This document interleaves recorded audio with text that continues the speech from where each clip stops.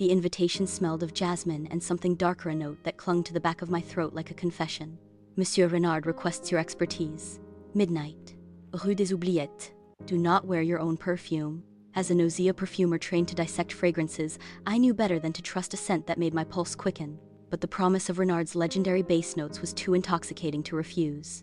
His atelier was a cathedral of shadows, walls lined with vials of oils that swirled when no one was looking.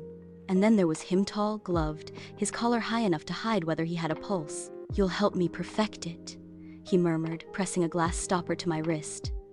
The scent that makes angels fall. The drop of oil burned and bloomed. Renard's methods were madness. He distilled fragrances from memories, the sweat of a first kiss, the iron tang of a betrayal.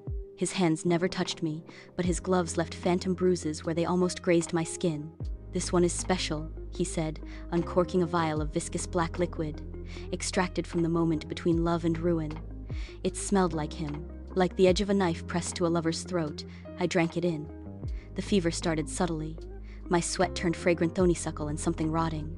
My dreams were full of hands I couldn't see, tracing the ridges of my spine with invisible oils. Renard watched. "It's working," he whispered, peeling off a glove to stroke my cheek. His fingers left streaks of shimmering residue. "You're becoming exquisite." I should have recoiled, but his touch smelled like home.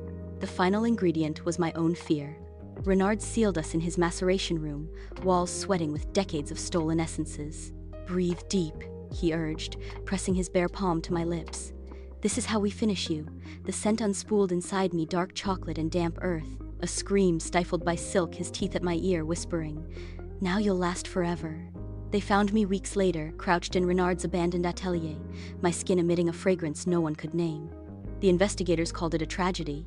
They didn't see the vials, rows and rows of them, each labeled in my handwriting, or hear the whispers when I passed. "What's that intoxicating scent?" I never answer.